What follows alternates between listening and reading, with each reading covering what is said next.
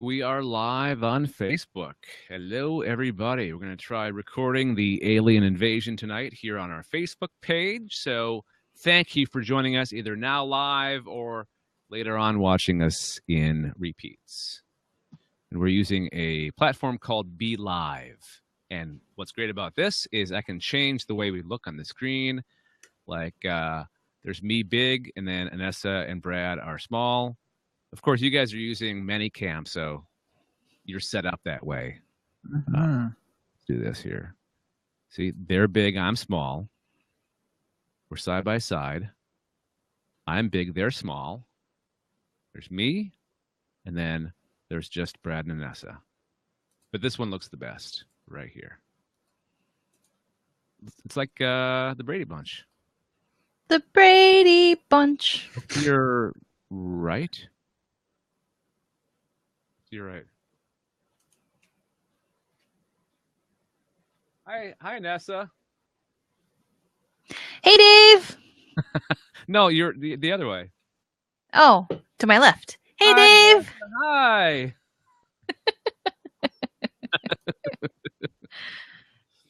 All right. Let's get the shenanigans going here. If you guys are ready, we'll start the audio recording, and we'll be off to the proverbial races. All right, here we go. Get ready for magic, people. Facebook people. All right. Welcome to the Alien Invasion number 204, a Galactic Network podcast. I'm the returned Dave Nelson. It's been a few weeks. And that's few imposters. What's that? Hey, what? I said, and a few imposters. Well, 2 imposters, I suppose. Me and Gregor. You guys did a great job the last few episodes, I have to say. Well, thank you. You're very kind. No, don't sell yourself short.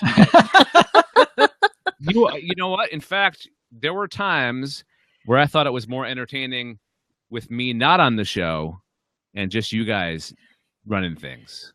What? My wonderful sense of awkwardness. It really comes out. Maybe that's your thing. Go, harness that and use that from now on, Anessa. Woohoo! Everything that you do. Just be the awkward person. Awesome. Thank you, Dave.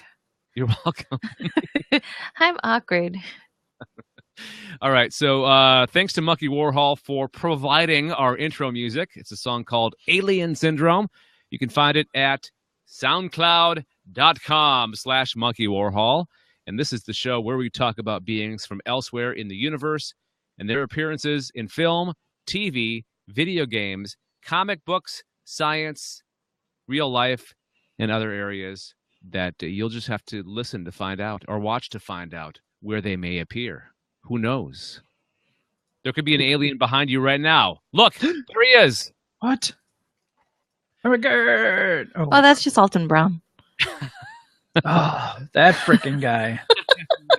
Pretty much an alien. All right, so I don't have this in the document, but I have our weekly question. You guys ready for this? Okay.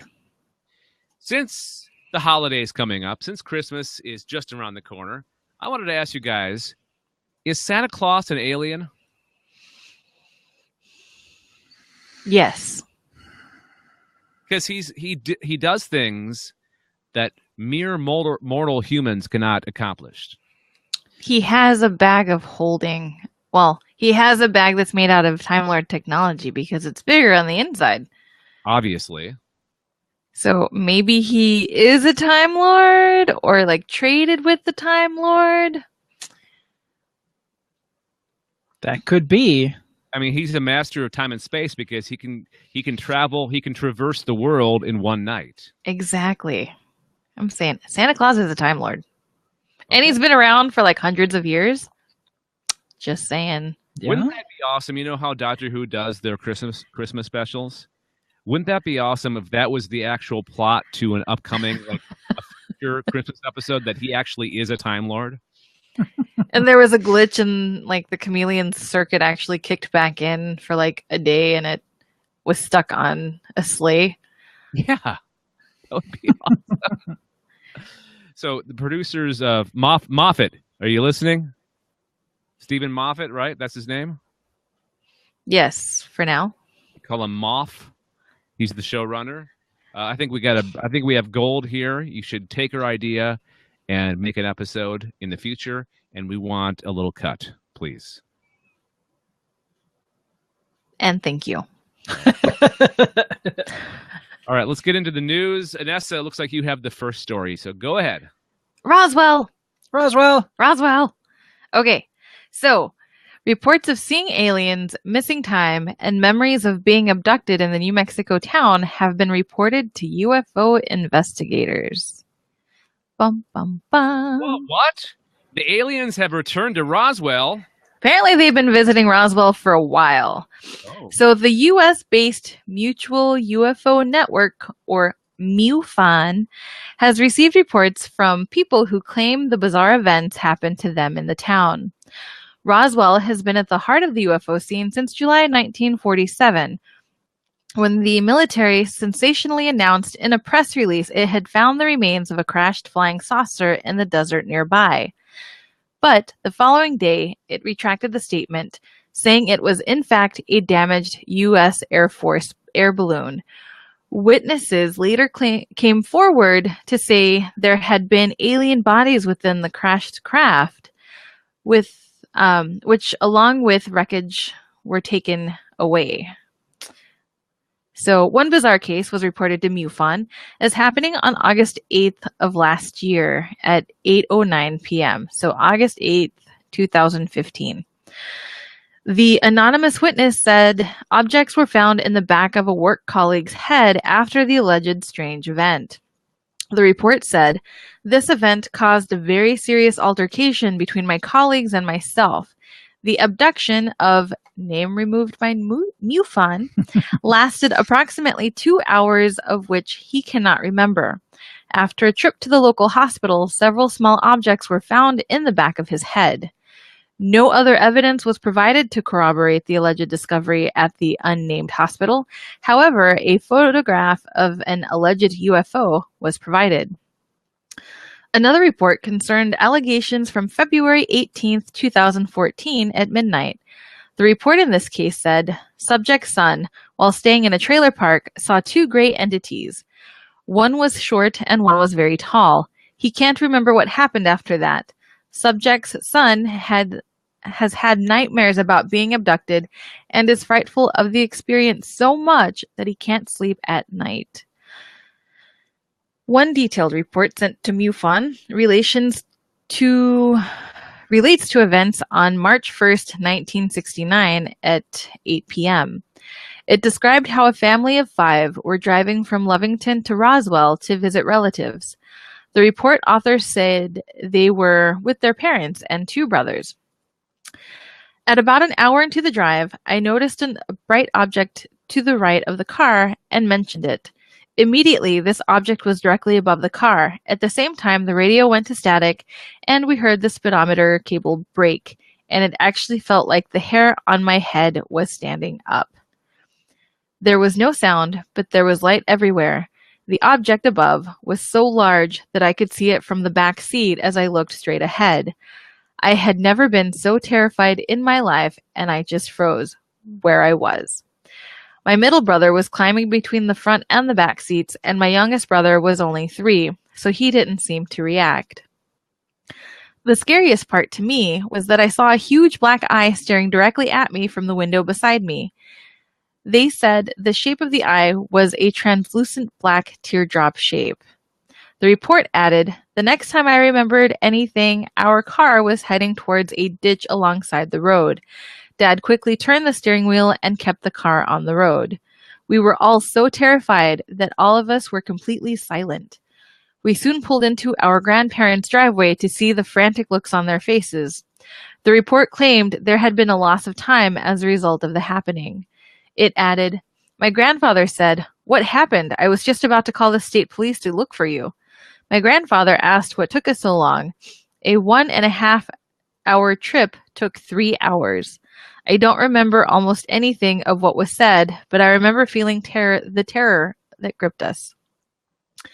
The author was 54 when the report was made in 2007, while the brothers were 51 and 44. The parents were in their 70s. The report added, I have had several nightmares throughout the years, although they have lessened with time. I am very afraid of being abducted, and my heart races every time I think about it. I have told a few people about this event, but probably no more than 20. Strangely, almost everyone seems to believe me. I would like to know what happened, but at the same time, I am too terrified to know anymore.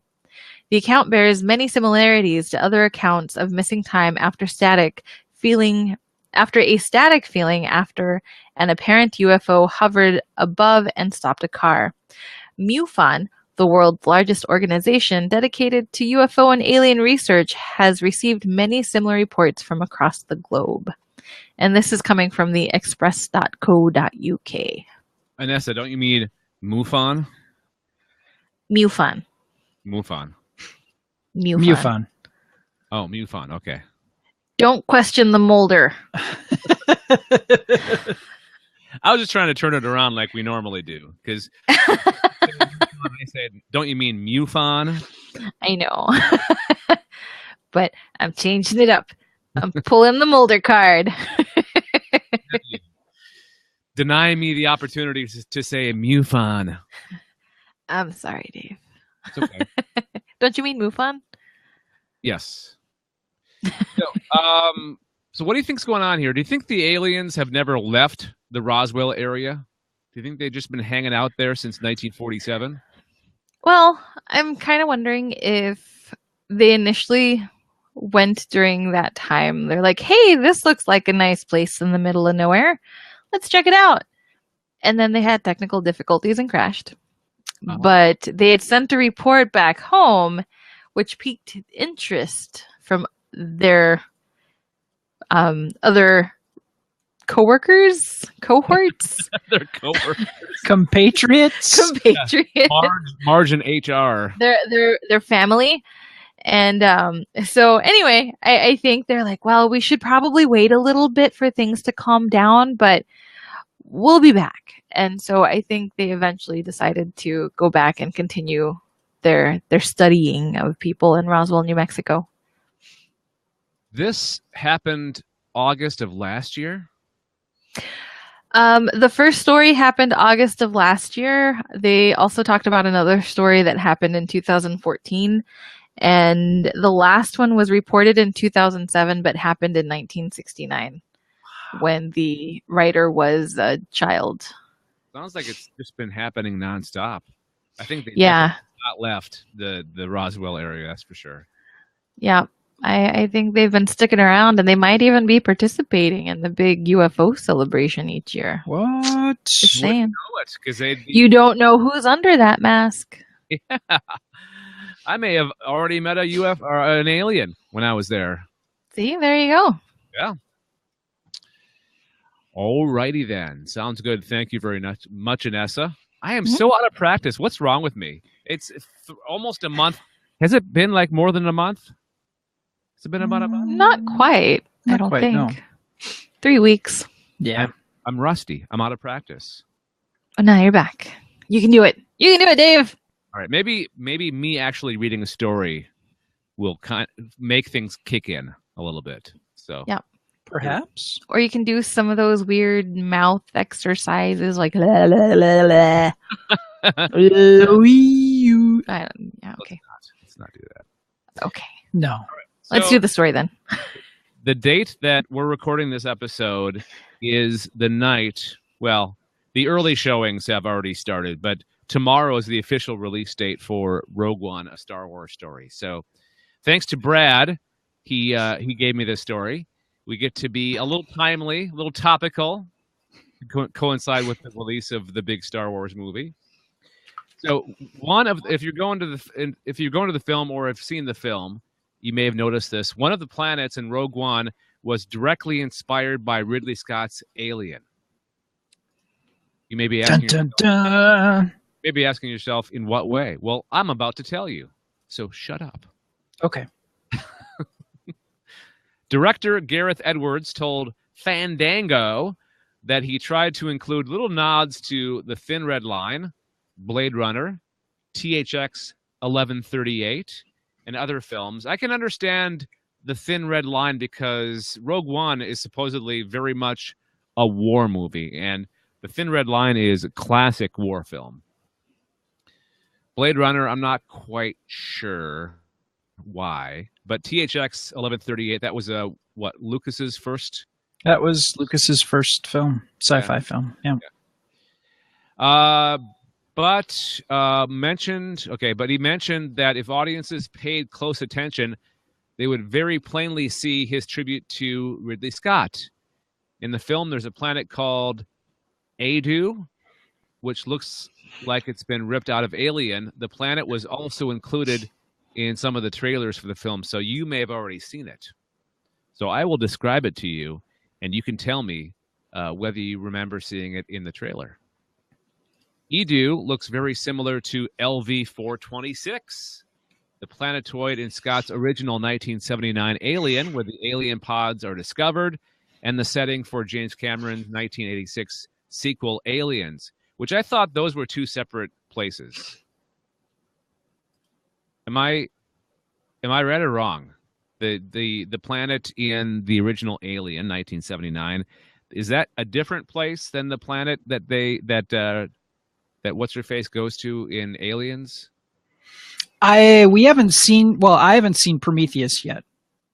No. No, he's talking about like The Alien and then Aliens. LV-420. First couple movies the in the original, series. the original planet that they go to in the original Alien film, is that the same or not the same as the planet that in Aliens? I think it's the same one. Okay. I didn't know that. I thought it was different places. I thought it same, isn't it? I thought so too. Okay. Well, I was wrong. There you go. So this article, I don't know if you guys want to click on it so you can kind of join in on the conversation here, but they show a comparison between LV-426 and this Edu planet. And Brad, let me know if you're going to look at that, so you can, because you're really good at describing things. You do the whole what you're showing on your video thing all the time, and you're very good at it. Oh, I'm going to pull up the article here real quick.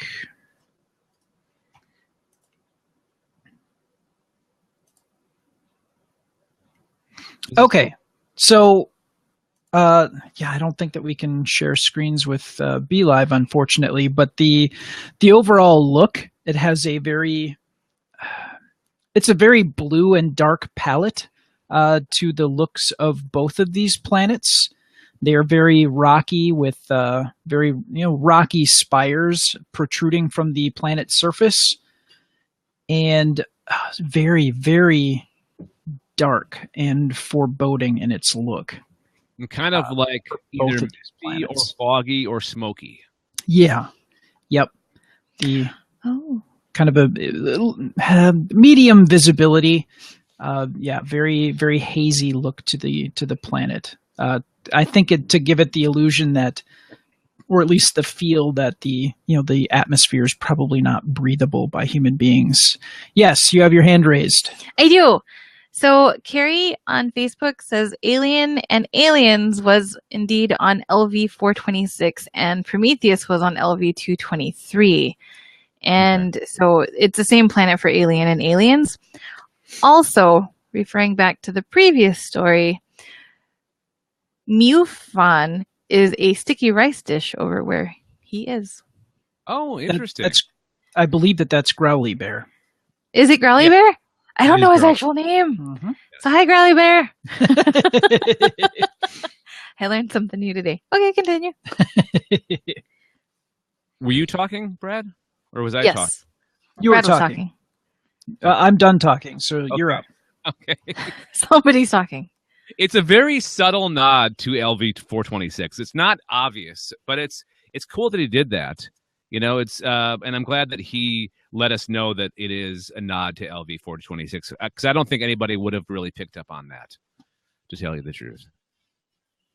It's cool. I like it.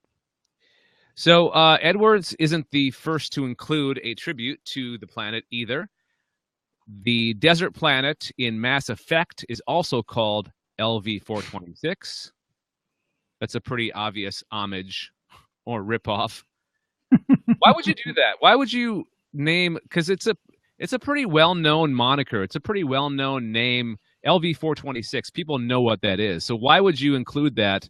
Why would you name your own planet and your own video game that? Is my question. That's a very good question. I don't know.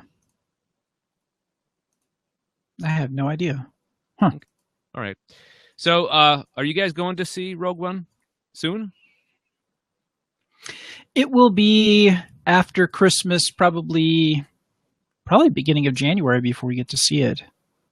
Because Anessa's traveling home for Christmas. So I'm flying south for the winter week. You're a bird, Anessa. She is like a bird. She's going to fly away. I don't know where my home is. Sorry. All right. Let's move on to our third and final story. Looks like it's Brad's. That would be me. Ha-ha!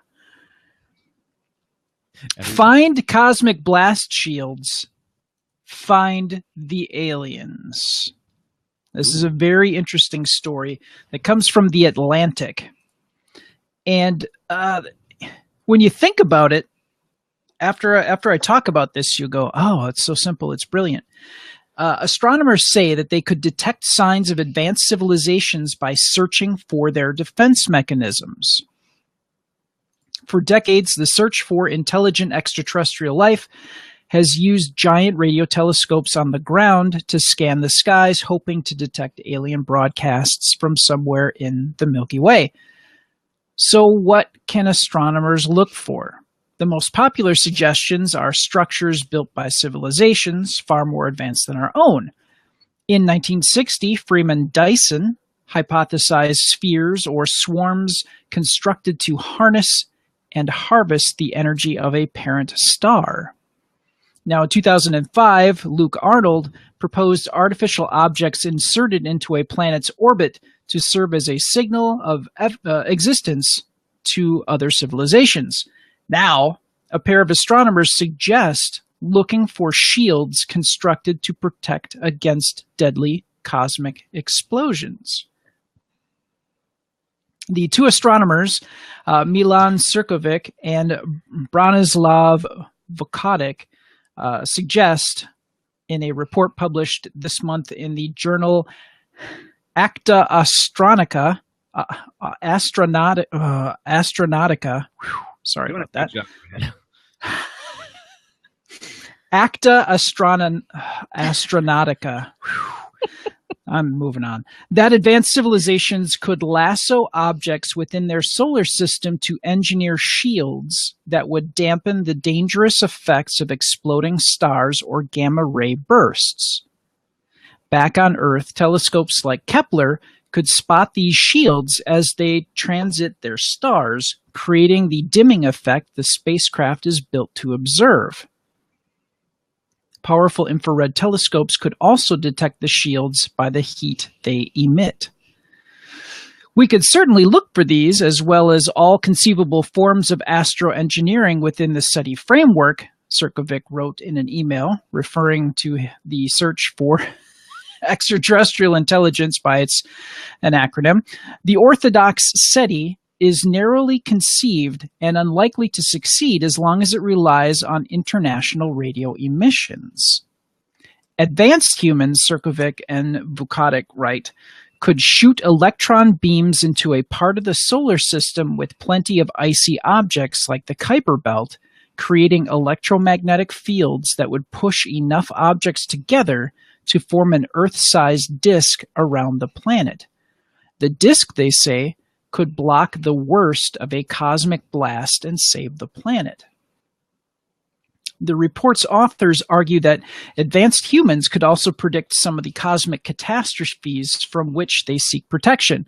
Weather forecasting is far from perfect, but humans have managed to predict the strength and trajectory of some hurricane and other storm systems, the astronomers say. Years from now, advanced gravitational wave detectors could observe collisions of merging neutron stars, meetings that produce dangerous gamma ray bursts. Astronomers could then check nearby stars for potential protective shields. So simple, it's brilliant. Shields up. Red alert. Exactly. So I remember seeing a documentary where they talked about how it's amazing how we've managed to keep life on this planet for as long as we have. Because things like gamma ray bursts could just scrub the planet clean in a matter of seconds. If it's a powerful enough blast. So the logic behind this is pretty sound, actually. If you have achieved that level of scientific and engineering knowledge, why wouldn't you put up protection from things that could happen like that you're probably not going to have a whole lot of time to construct those defenses, so why not have them up right away? So we can thank the Van Allen belt, right, for protecting us from radiation and that kind of stuff. Yes. But it won't protect us from like asteroids and no hard objects. But like they're talking about two neutron stars colliding and emitting a gamma ray burst, that wouldn't protect us. Well, maybe this is something that we should, as I just was listening to myself about to say something totally stupid. Like we can't even agree on like protecting the planet from climate change.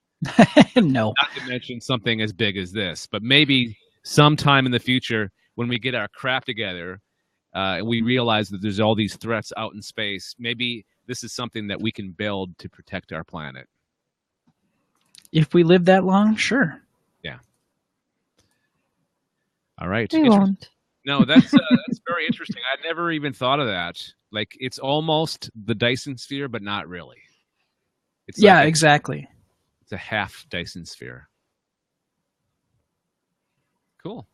Yeah. Which is interesting, considering there's not a whole lot to that sphere. What? The Dyson sphere? Yeah. Yeah, well, its whole purpose is just to harvest energy. Yeah. Not really offer protection. So. Yeah, so it's kind of like the Dyson sphere, but not really. Yeah, I mean, it's from what. Well, the only like practical one. Practical is a very loose term, but the Next Generation episode where we get to see Scotty. I mean, it had its own gravitational system, and I'm trying to remember. Did it have like terraforming on the inside? It's been so long, I don't recall. Yeah, they like walked on the okay on the inside without needing to be inside. I think it was just like being on a planet, but on the inside of the sphere, sort of. Okay, yeah. So I mean, what would have to be a dense material? I don't know. There's so much speculation here, and none of us are engineers or physicists. So I mean, we could chit chat about it all day and not get anywhere. But yeah, it's like I said, it's so simple, it's brilliant. If it's so hard to be able to hear radio signals, and they wouldn't be potentially, depending on the distance, they wouldn't be all that intelligible. So why wouldn't you look for superstructures like this, defenses? That seems like common sense. Once you lay it out there, it's like, oh well, of course you'd look for that. Duh. You know, it seems like our search for extraterrestrial and intelligent life and any signs of life in the galaxy. I think we're getting better and smarter at this. It's becoming like leaps and bounds, kind of very rapidly. It's like we're speeding up faster and faster and faster and faster and faster in different ways, and thinking of it in different ways, and getting new technology and that kind of stuff. Sure. Yep.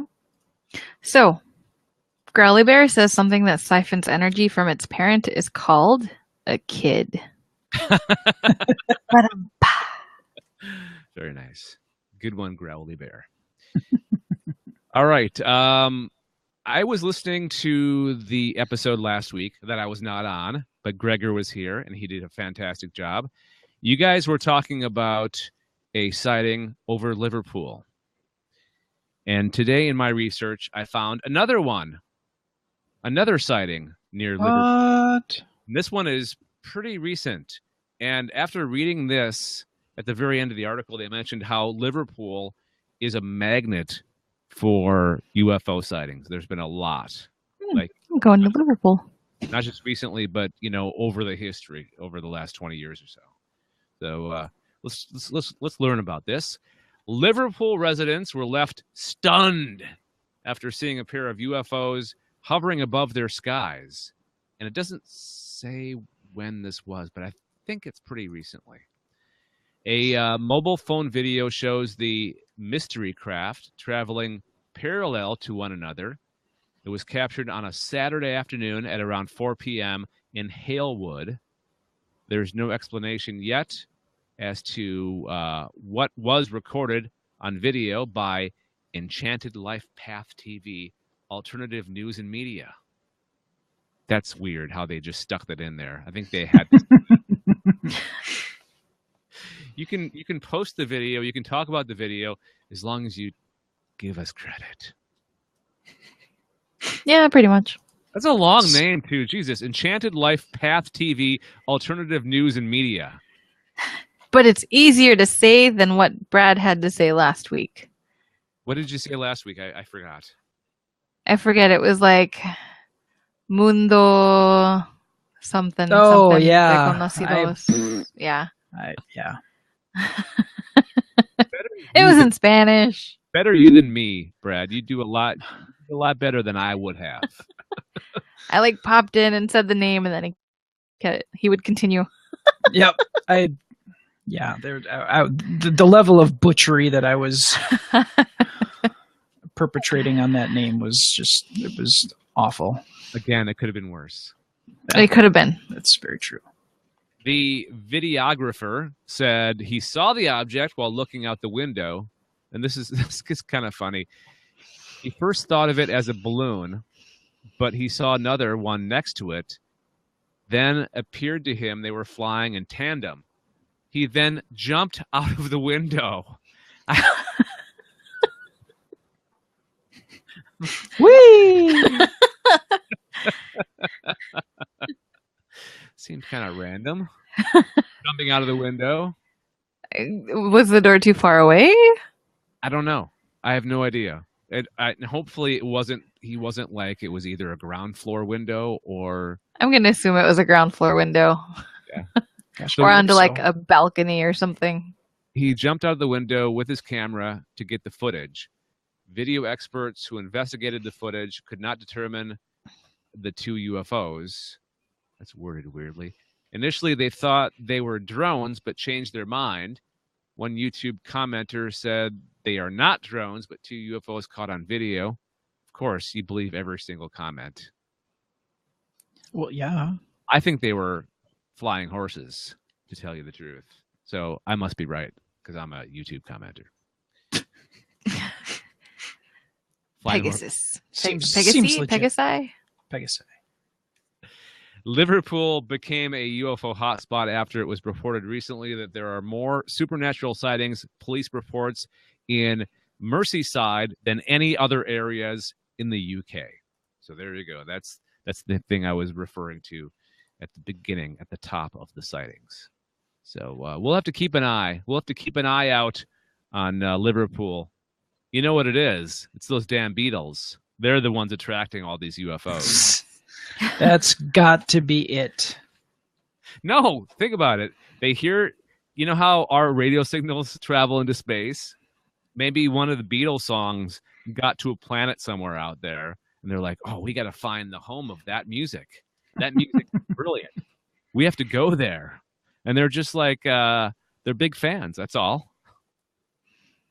Yeah. Boy, they're going to be sad. I was going to say they're a little late to the party. Half of them are gone now. No, that's so sad. All right, there we go. There's our sighting. Let's move on to picks and warnings. Picks and warnings. Do do do do do do do do do do. Okay, I'll stop. Sorry. I like our theme song. Anessa. Yeah, I hopefully we won't get taken down. We won't get a DMCA. DMCA? Digital Rights, Digital Millennium, DMAC. No? Help me out. Brad would know. Just a copyright infringement notice. Copyright Cease and infringement. desist. That's a lot easier. Yeah.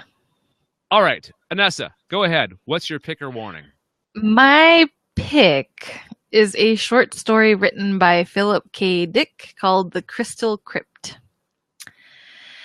And it's at a point to where there are Martians on Mars, and Earth is referred to as Terra. And some of the Earthlings, Terrans, end up going to Mars to live, visit, tourist, do business, trade, whatever. And at some point, there's a lot of tension building up between the two planets. And there's thoughts that it could eventually break out into a war. And the Terrans that are there on Mars have decided to evacuate in case something does go down. And on the last vessel, you have, like, heading back to Earth, or Terra rather, you've got the last of the Terrans that were there on Mars. And the vessel ends up getting pulled over onto, not Phobos, Deimos, to a little airstrip there on Deimos. So soldiers can board the ship and look to try to find three Terrans that have destroyed a city on Mars. And essentially you're reading the story and you're finding out, like, what exactly happened and how it happened. I'm not going to say any more because I don't want to spoil anything, but I did enjoy it. It was a quick read. It is available on the Project Gutenberg as a download, or you can go to Amazon.com and download it for free on your Kindle or iPad with the app, or any device that has the Kindle app. You can download it too for free. So if you have maybe 10, 15 minutes of your day to waste, I would recommend it. I enjoyed it. I've not really read a whole lot of Philip K. Dick, so I can't say, like, oh, this is, like, terrible compared to his other works.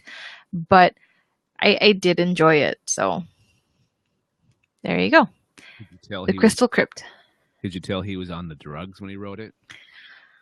It was pretty coherent and fluid. I think, I don't know. I couldn't really tell that he was on the drugs at the time.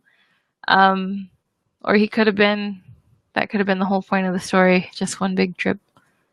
So anyway. I don't know if he was as much of a drug user as he was. I think he had some mental issues. He was some self-medicating because he was a paranoid schizophrenic. Right. That's it. I knew it was something like that. Okay. Thanks for clearing that up. You are welcome. Brad, you're a smart man. Well, I don't know about that. I is. just have a whole lot of crap in my head. So yeah, there you go. All right. We'll check it out on Project Gutenberg. Gutenberg. Gutenberg. On the Gutenberg. And for folks that don't know, Project Gutenberg is wonderful. There's thousands of books that are no longer copywritten that people have volunteered to type into a text format, and they're available in different formats, so you can download and put it on your devices. So yeah, there's some really great classics out there that you don't have to pay for to read. Highly recommended. Gutenberg.org. You mean Project Gutenberg? Yes. Gutenberg.org. Right. Okay. Oh, how many flying saucers you give that bad boy? 3.5. All right. That's respectable. 100. 100. 100,000. 100. I'm getting Gutenberg. 100. I'm turning into... All right. So my pick is a short film because I had absolutely no time to put anything together for Alien Invasion this week. In fact, Brad got my story. I was lucky enough to find the sighting really quick, and this is like one of the first things I found on YouTube. But it was worth it because it's probably one of the best alien-related short films that I've seen in a long time. It's called Invasion Day, and I think it was somebody's student project, but you wouldn't know it from looking at it. It's like high-quality Hollywood stuff, man. It's basically this huge ship hovering over Paris, and it's like sucking in stuff. I've never seen this on a depiction of an alien craft. It was like a vortex in the bottom, like you would see like on the Flash on that the Invasion crossover, how Supergirl gets to our Earth and vice versa. It was kind of like that, like the Stargate. Sure. Vortex. But it was sucking everything up. It was like almost feeding off our planet, eating everything that it saw. So it was a big ship, big mothership over Paris, sucking things up. And then there's a couple of like jet fighters come in, shooting at it, but you see their bullets, being deflected because of course it's got like a force field up. Every self-respecting alien mothership has a force field. Duh. Yeah.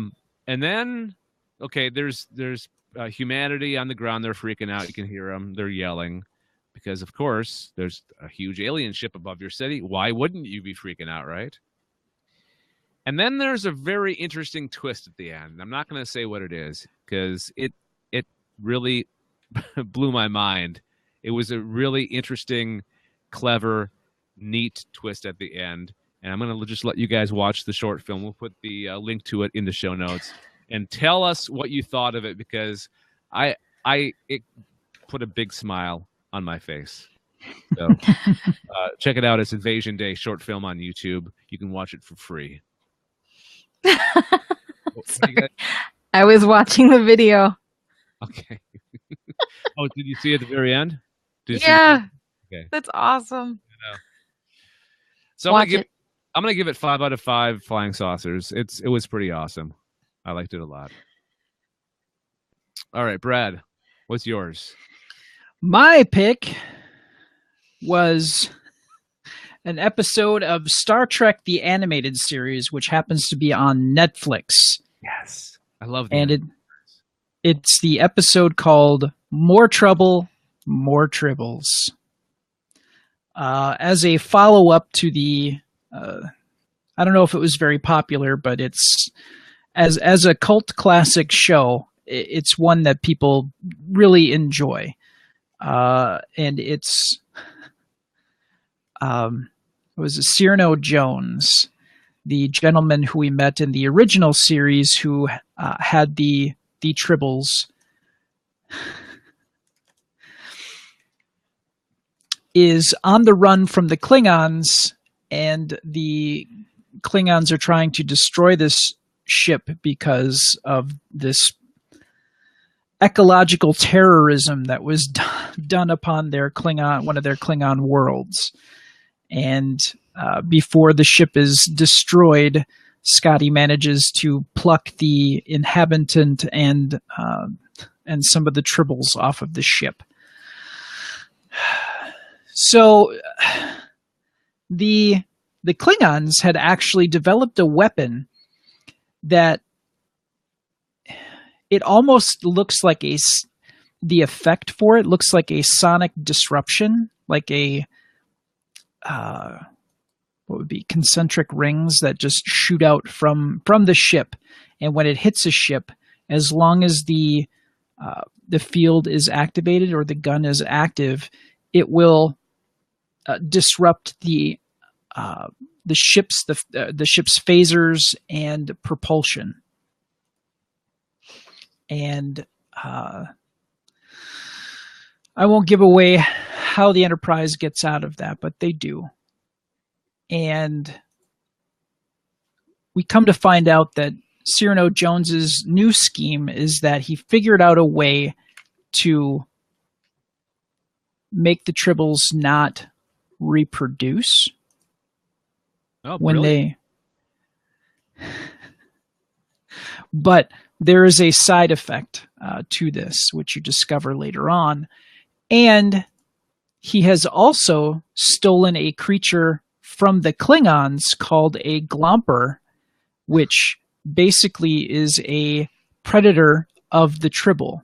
So it has 4 legs, and it walks over the tribble, basically sits down on it because its mouth is underneath it and consumes the tribble. Ew. You don't get to see that part. It's like, oh, he's walking over to the top of the tribble, and all of a sudden the camera like pans up to to Kirk, Spock, and Scotty, and they go, oh, okay, well, that's effective, I guess.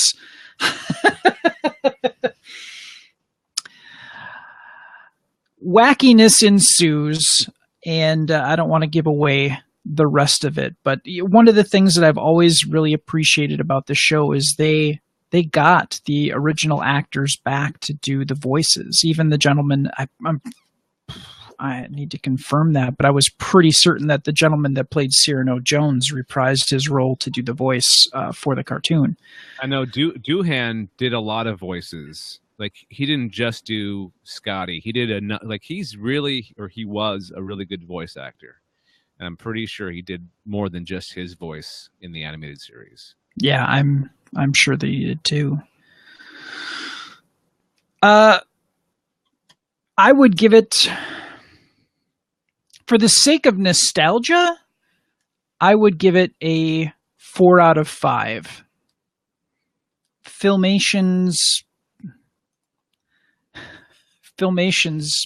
animation work is not always the best, but it got the job done. So all right. There you go. 4 out of 5 flying saucers for More Trouble, More Tribbles, the Star Trek The Animated Series episode. We had some high scores this week. We did. Good job, guys. Woohoo! Absolutely. All right, to review, Anessa had The Crystal Crypt, a short story by Philip K. Dick. I had Invasion Day, a short film. And Brad had More Trouble, More Tribbles from the Star Trek The Animated Series on Netflix. Oh, since we're talking about Star Trek, what do you guys think of the Star Trek Discovery casting of the woman that plays, now I'm blanking on her character's name in Sasha in The Walking Dead.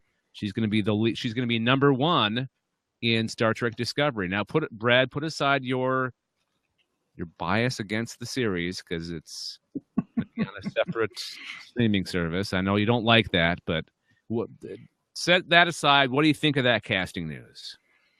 Well, I think it's good that this will be their first African American female captain or lead of a show. So I think that's pretty cool. And from what I've seen of her work on The Walking Dead, I really enjoyed the character that she portrays, and I think that she will do a good job as one of the primary actors of the show. We'll see in May when it premieres. All right. Okay, that's going to do it for this episode of the Alien Invasion. Before we get out of here, final thoughts. Brad, you're first.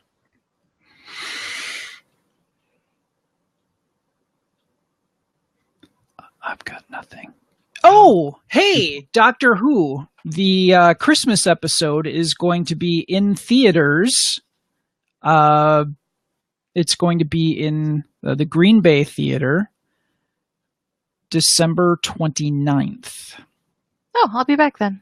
At 7 p.m. Check your local listings. But for those of you who want the full theater experience of a Doctor Who episode, that is making the tour. It will be in theaters around the United States. Well, actually, I'm pretty sure around the United States. My guess would be the continent of North America.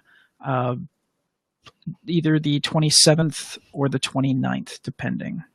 So if you're listening in Canada, they're going to be shown at the Cineplex theaters. It looks. Oh, nice. Yeah. Skineplex. Skinemax. All right. Okay. So what's your final thought? Merry Christmas, everybody. Yeah, this is your last episode or we won't see you until next year? Or are you going to be on the show before the end of the year? I'll be on the show before the end of the year. Because I fly back on the 27th. So unless I get stuck or something, I'll be back on the 27th. So I'll be here for that week's show, just not next week. All right. Well, Merry Christmas. That makes sense. Merry Anessimus. Woo! Yeah, happy birthday, too. Keep Anessa in Anessimus. I can't talk anymore. I'm done. That's true. All right. Thanks for listening, everybody. Have a great week. We'll talk to you next time. Okay, bye. Goodbye. Let's keep the stream on for a second, just in case Carrie, Growly Bear, has any final thoughts. And for you guys watching us on Facebook, thanks for checking us out. What did you guys think of this experience? Talking to you, Anessa and Brad. Me? Right. No, I dug it because I can see comments. I'm not like completely isolated from the world as in the other instances, I guess. Yeah. Maybe. I don't know. It flows a little better than like having to futz with trying to get into YouTube and whatnot because I don't see the video since it's going through Brad's end, audio, video, everything. So, but the downer is there's not the ability, I guess, to screen share, which is a little bit of a bummer for people that are watching. But there's no perfect solution. There isn't. Everything has one drawback. That it does. I think the audio from you guys sound better on this platform than Google Hangouts on air and YouTube Live. Oh, nice. I know you guys can't tell, but from my end, I think it sounds better. I was gonna say, we always sound awesome on our end.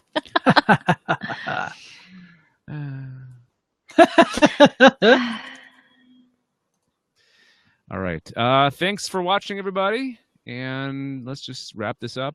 Brad, and I'll end it. We'll do a little talk. Hang on. I'll end this.